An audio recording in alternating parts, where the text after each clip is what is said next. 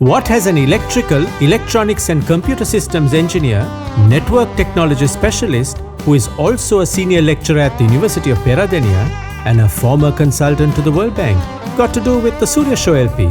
Well, with a PhD in speech processing, he combined this expertise with his love for music to help restore and archive Sooriya spool tapes that were almost 50 years in age. Let's have a little chat with Nimal. It was about 2 years ago. I saw the Sooriya.lk website, came to know that the original recordings were going to be re-released. I contacted the Sooriya village and eventually got through to Mr. Udayana from Sooriya. I visited Sooriya village to discuss how I could contribute to the restoration of their old recordings. Udayana and his team also visited my home studio at Peradeniya with some spool tapes, and using my equipment, we found out that the original tapes were still in very good condition. The audio was crystal clear and there was virtually no tape hiss.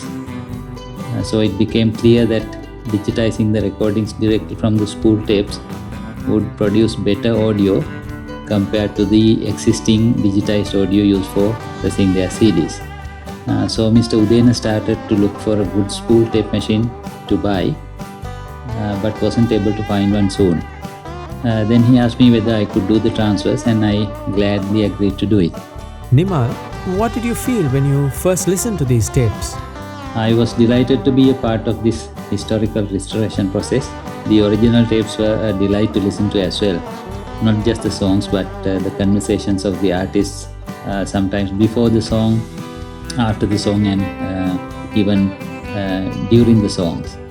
It was like being there in the studio during the recording session. Any challenges you want to talk to us about? Like the signal level on the tape varying unexpectedly during a song. In such situations, we have to readjust the levels of the equipment and capture the song all over again from the beginning.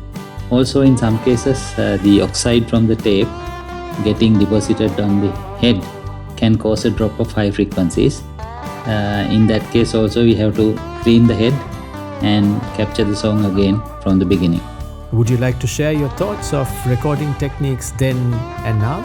In the past, everything was done with analog equipment. That meant that there was some degradation of the recorded signal with every copy. Meaning once you copy from one tape to another, there is a small degradation of quality. And I noted that there was an audible drop of quality from the original take to the pressing master.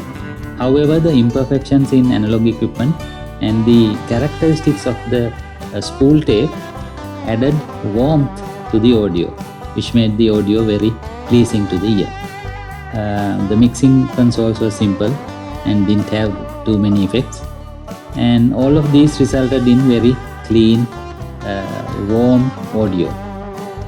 Nowadays, the signals are processed digitally, and copying does not result in a loss of quality.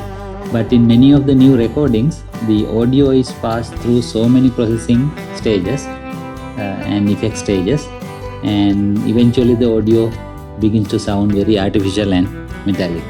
Is there anything else you'd like to share with us? It should be noted that most of the tracks in this version are taken from the original takes themselves, which means cleaner audio. I hope that the record collectors will embrace this opportunity.